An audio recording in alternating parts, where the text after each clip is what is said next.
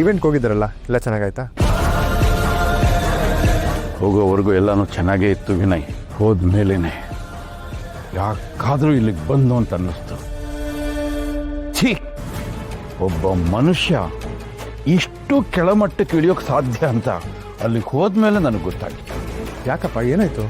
ನನ್ನ ಜೀವನದಲ್ಲಿ ನಾನು ನುಂಗಕ್ಕಾಗದೇ ಇರೋ ತುತ್ತು ಅಂತಿದ್ರೆ ಅದು ಯಾರು ಹೇಳು?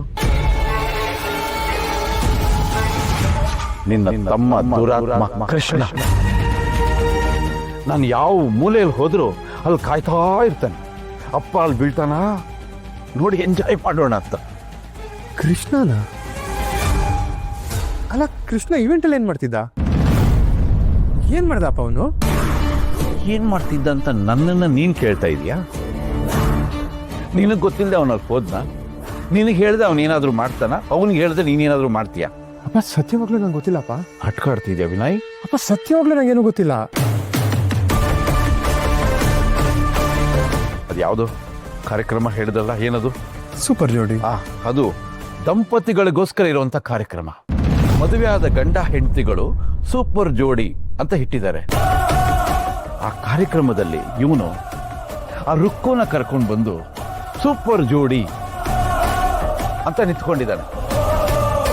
ದುರ್ವಿಧಿ ಏನ್ ಗೊತ್ತಾ? ನಾನು ಹೋಗಿ ಇವರಿಗೆ ಬಹುಮಾನ ಕೊಡ್ತಾ ಇದ್ದೀನಿ ಕಣೋ. ಇವನಿಗೆ ಮಾನ ಮರ್ಯಾದೆ ಏನೂ ಇಲ್ಲ.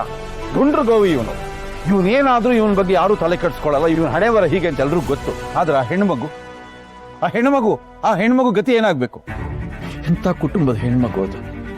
ಈ ಕಾರ್ಯಕ್ರಮ ಟಿವಿಯಲ್ಲಿ ಬರುತ್ತೆ ಕಣೋ, ಪೇಪರಲ್ಲಿ ಬರುತ್ತೆ ಕಣೋ. ಲಕ್ಷಾಂತರ ಜನ ನೋಡ್ತಾರೆ. ನೋಡಿದವ್ರು ಸುಮ್ಮನೆ ಇರ್ತಾರ? ಆ ಹುಡುಗಿ ಸಂಬಂಧಿಕರು ಇರ್ತಾರೆ, ಗೆಳೆಯರು ಇರ್ತಾರೆ, ಬಂಧು ಬಳಗ, ಪಕ್ಕದ ಮನೆಯವರೆಲ್ಲ ಇರ್ತಾರೆ. ಈ ಹುಡುಗಿ ಯಾವಾಗ ಮದುವೆ ಆದ್ಲು ಅಂತ ಮಾತಾಡಲ್ವಾ?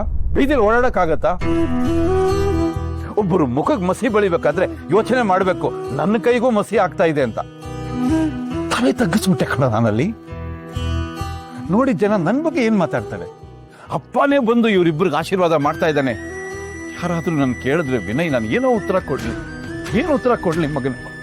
ಇವನು ಯಾಕೋ ಅಪ್ಪನ ಬಗ್ಗೆ ಯೋಚನೆನೇ ಮಾಡಲ್ವಲ್ಲೋ? ನಾನು ಕಷ್ಟಪಟ್ಟು ಒಂದು ಒಳ್ಳೆ ಸ್ಥಾನಕ್ಕೆ ಬಂದಿದ್ದೀನಿ ಕಣ. ನನ್ನ ಮನೆತನದ ಗೌರವ, ಅಂತಸ್ತು ಇದನ್ನೆಲ್ಲ ಸುಲಭ ಸಂಪಾದನೆ ಮಾಡಿದ್ದಲ್ಲಪ್ಪ. ಶ್ರಮ ಪಟ್ಟಿದ್ದೀನಿ, ತ್ಯಾಗ ಮಾಡಿದ್ದೀನಿ. ಈ ಮಗ ಸ್ವಲ್ಪನಾದ್ರೂ ಅದ್ರ ಬಗ್ಗೆ ಯೋಚನೆ ಇದೆಯಾ? ಕಿಂಚಿತ್ತಾದ್ರೂ ನನ್ನ ಮಾನ ಕಳಿಯಕ್ಕೆ ಅಂತ ನನ್ನ ಹೊಟ್ಟೆಗೆ ಹುಟ್ಟಿರೋ ಮಗ ಇವನು.